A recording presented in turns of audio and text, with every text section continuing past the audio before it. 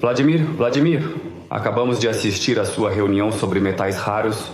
Desculpe, agora todos os jornalistas do mundo estão interessados em metais raros, mas de uma perspectiva diferente. Bom, usei a internet. Vou dizer de forma bem suave.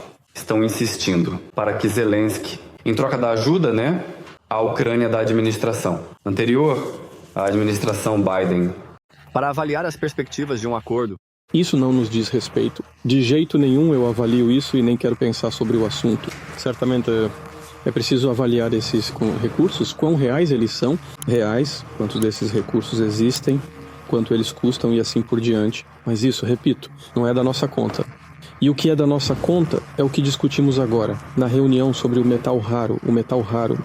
Um recurso muito importante para os setores modernos da economia e nós ainda estamos fazendo pouco nessa direção, precisamos fazer mais.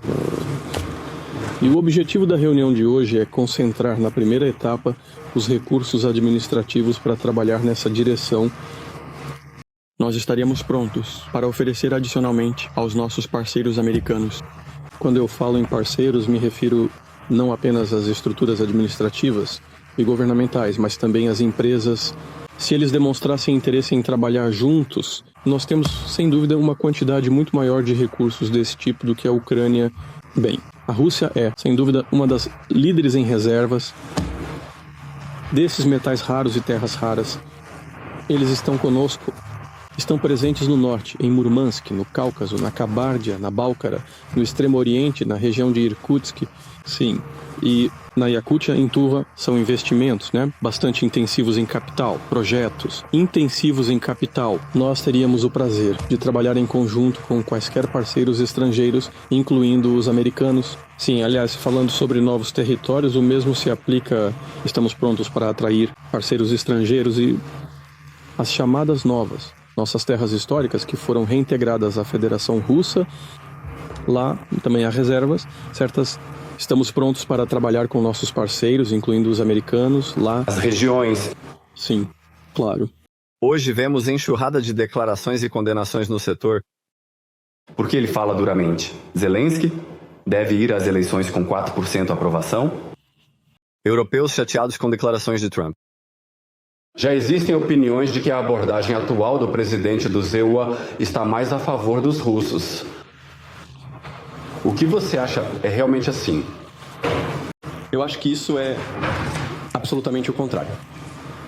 Eu tenho a minha própria opinião, que é pessoalmente e particularmente oposta à que você acabou de expor.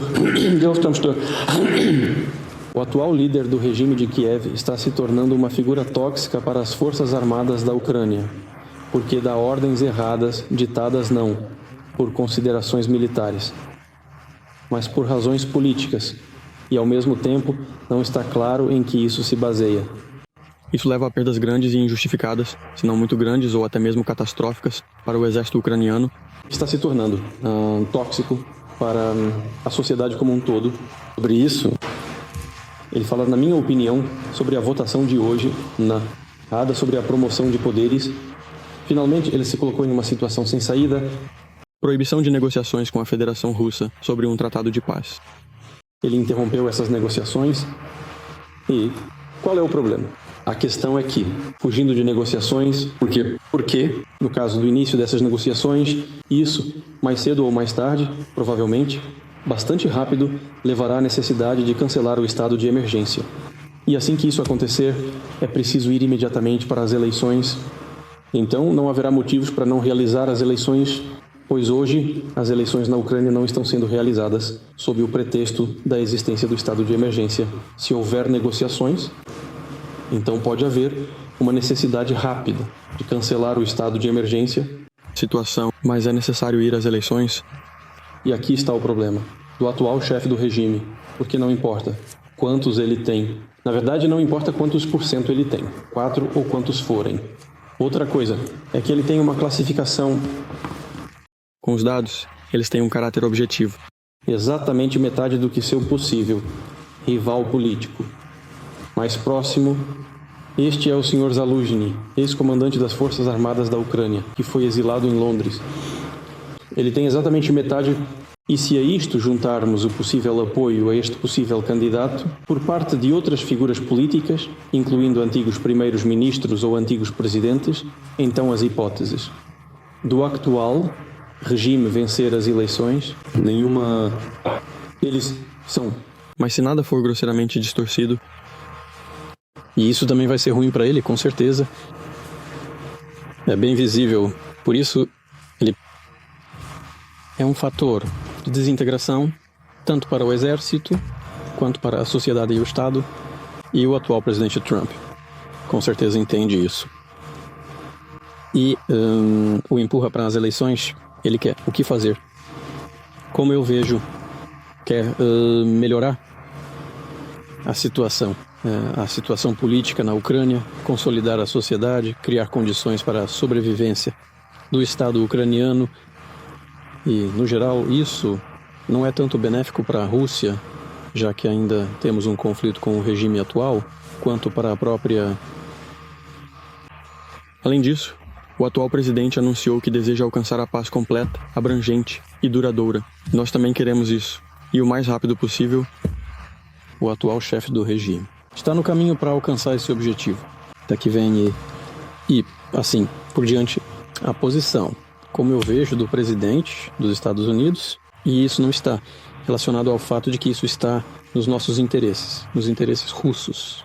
E isso provavelmente está nos interesses da Ucrânia, do Estado ucraniano, com o objetivo de preservar a soberania ucraniana, contra o que também não temos objeções. Embora, claro, gostaríamos que esse território não fosse usado como uma base para ataques à Federação Russa, não fosse usado como uma base hostil para nós, para que, no final das contas, isso se transformasse em um Estado vizinho amigável. Já ouvimos uma infinidade de declarações diferentes do Trump todos os dias. Você se encontrou com ele recentemente, teve uma conversa telefônica? Agem com base em emoções. Bem, claro que não. Naturalmente, a atual chefe do regime em Kiev, isso dá razões para mostrar emoções. Mas acabei de dizer, desenha-se algo completamente diferente.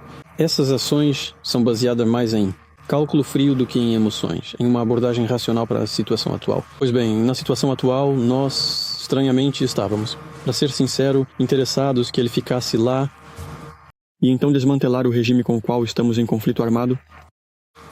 Bem, do ponto de vista dos interesses de fortalecer a soberania ucraniana, aqui, claro, é preciso agir em uma direção inerte e completamente oposta, colocar no poder pessoas que ganharão a confiança do povo da Ucrânia. E os europeus, eles realmente entendem, na sua opinião, a essência do atual, a situação ao redor, com os seus...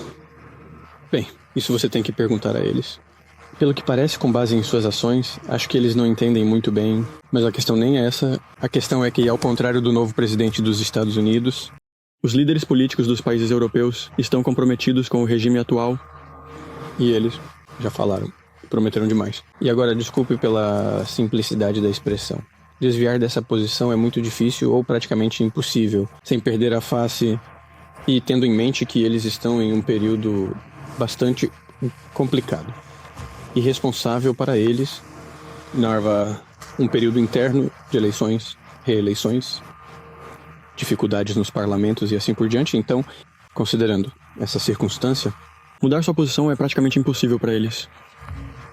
Ao contrário deles, o atual presidente Zelensky, este é o novo presidente do FNF, presidente eleito, ele tem as mãos livres, está livre dessas amarras que impedem de avançar e trabalhar em direção à resolução do conflito. Portanto, ele age bem e com caráter. Provavelmente ele age diretamente e sem muitas restrições. Ele tem uma posição única, ele não apenas diz o que pensa, mas ele diz o que quer. Bem, isso é um privilégio de um líder, de uma das grandes potências. Há alguns dias, em São Petersburgo, eu perguntei a você sobre o fato de que todos querem agora ter algum direito de voz nas negociações russo-americanas. Mas a Europa, os europeus continuam a insistir, exigindo o direito de voz. Como isso funciona? Eu não vejo nada de errado nisso. Bem, exigir provavelmente ninguém ainda pode de qualquer maneira possível, especialmente da Rússia. Deixem que exijam de alguém mais. Eles exigem de seus belos há milênios qualquer coisa. Agora já exigem deles, portanto, que eles com suas exigências fiquem em casa. e pensem sobre como chegaram a esse ponto. Mas sua participação não é negociação necessária. E nós nunca recusamos, sempre tivemos discussões constantes com eles. Em algum momento, várias ideias inventadas. De infligir uma derrota à Rússia no campo de batalha. Eles mesmos se recusaram a manter contato conosco. Querem voltar, por favor, em reação E nossa conversa telefônica com o presidente do ZEUA, eu vi a reação a uma fissura em alto nível em Riad, de algum sentido prático, porque para resolver questões complexas, né, e até mesmo agudas, incluindo no caminho ucraniano, tanto a Rússia quanto os Estados Unidos devem dar o primeiro passo. Em que consiste isso? Esse primeiro passo deve ser dedicado ao aumento do nível de confiança entre ambos os estados. Foi exatamente isso que fizemos em Orleans. É exatamente a isso que serão dedicados nos próximos, talvez, outros contatos de alto nível. Sem isso, é impossível para resolver qualquer questão, incluindo questão complexa aguda como a crise ucraniana.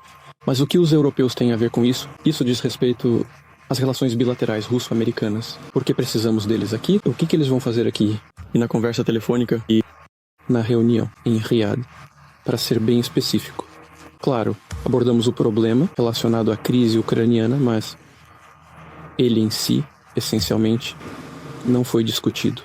Nós apenas concordamos que nós vamos abordar isso, mas, nesse sentido, e nesse caso, claro, nós recusamos a participação de nossos países europeus, mas quero enfatizar, nós respeitamos.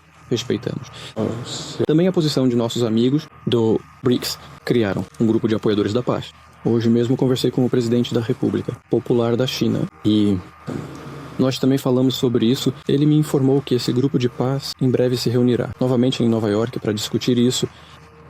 Nós não apenas recebemos, mas também somos gratos a todos os nossos parceiros que levantam essas questões e que se esforçam para que a paz seja alcançada. E o que quero dizer, não apenas os países europeus, mas também outros países têm o direito e podem participar. E nós respeitamos isso. Gostaria de pedir para comentar mais algumas declarações de Drange, que, como eu disse, são muitas. Ele, seja bem-vindo, quer propor a você e ao líder da China cortar os orçamentos de defesa em 50%. Sua opinião? Eu sei, posso imaginar no que isso se baseia. Isso se baseia aparentemente em... De acordo com os cálculos parece-me, dos centros de pesquisa britânicos, onde foi dito que nossas despesas em paridade de poder de compra foram calculadas e na conta. No ano passado, os EU tinham, ao que me parece, já 978 bilhões de dólares. Se somarmos as despesas russas e chinesas, isso é aproximadamente... Bem, os números se aproximam. Então, russas e chinesas juntas, se comparadas com as americanas, bem, em primeiro lugar, é preciso calcular tudo isso. Estes são cálculos do centro britânico. E isso pode ser correto, pode não ser correto. Ou incorreto, é preciso olhar para isso. Primeiro, segundo, eu, de forma alguma, posso comentar sobre como a República Popular da China reagirá a isso. Houve várias abordagens do lado americano sobre armas estratégicas ofensivas e outras questões muito sérias. Isso não é assunto da RPC, mas não discute. Poderíamos chegar a um acordo com os Estados Unidos. Não somos contra isso. Acho que a ideia é boa. Os Estados Unidos reduziriam em 50% e nós reduziríamos em 50%. Bem, e a RPC depois junte-se, se quiser. Acreditamos que a proposta é boa e estamos prontos para discutir em casa. O trânsito também impôs tarifas de 25% sobre a importação de ponto aço e alumínio de todos os países. E nós, aliás, já trabalhamos bem com o Zé Saiwa no tema do alumínio. O que você acha dessa política comercial? A propósito, não quero comentar agora sobre a política comercial dos Estados Unidos. Ela está ligada às sanções há muitos anos. Consideramos essas sanções ilegais e prejudiciais para o comércio mundial, para a economia. Na minha opinião, isso prejudica tanto a nós quanto àqueles que introduzem essas sanções, quanto à política comercial, taxas, tarifas e assim por diante. mas cada país decide por si mesmo o que é vantajoso ou não. A lógica, posso entender, trazer a produção para si, criar empregos. Bem, você sabe fazer com que paguem impostos em todos os níveis do sistema tributário e assim por diante. Mas em algum momento, certamente, essas ações enfrentarão certas dificuldades relacionadas à pressão inflacionária, ao aumento do custo dos produtos e assim por diante, mas os especialistas sabem disso. Eles vão explicar isso a você em detalhes. Falando sobre o alumínio, em 2017, no ano de 2017, se não me engano, nós, em algum lugar, 15% eram fornecidos de toda a importação americana. Cerca de 15% vinha da mão da Rússia. Na verdade, se minha memória não falha, eles produzem 60% do alumínio necessário por conta própria. 40% é obtido por importação. Aqui está 15%. Vinha da Federação Russa, o principal importador hoje é o Canadá. Se a decisão for tomada de abrir o mercado americano para nossos produtores, podemos cerca de 2 milhões de toneladas vender no mercado americano. Não teria feito diferença de forma significativa na formação do preço, mas, na minha opinião, tem um efeito moderador na estabilização de preços. Mas, além disso, e o que é mais importante, na minha opinião, é que poderíamos, junto com as empresas americanas, pensar em uma colaboração nesse sentido. Por exemplo, na região de Krasnoyarsk, ainda na época soviética, havia planos para a construção de uma nova usina hidrelétrica e a criação de novas fabricações na produção de alumínio, já que o alumínio é, acima de tudo, energia e é desejável que seja energia barata. A energia hidrelétrica é barata e, além de tudo, ela também é tão ecologicamente limpa. Portanto, já existem planos que se repetem desde os tempos soviéticos. É, de fato, um projeto que exige muito capital e investimento. Bem, de acordo com as estimativas preliminares, ele custou ou custará, nos preços de hoje, cerca de 15 bilhões. Podemos pensar sobre isso. Sim, a política do presidente em exercício de hoje é de estabelecer a produção no território dos Estados Unidos, mas se as empresas americanas estiverem trabalhando conosco, então isso também é um benefício considerável, porque as empresas vão ganhar mais. E os volumes correspondentes de alumínio chegarão ao mercado interno se há um preço de mercado absolutamente aceitável. Aqui há o que se pensar. Assim como trabalha em conjunto com metais raros e terras raras, e também em outras áreas, incluindo, por exemplo, a energia exótica. Li notícias sobre verme. O presidente Trump afirmou que os EUA e a Rússia estão discutindo projetos nas negociações sobre a Ucrânia. Sim, as nossas empresas estão conectadas no VKontakte e esses projetos estão sendo discutidos. Muito obrigado.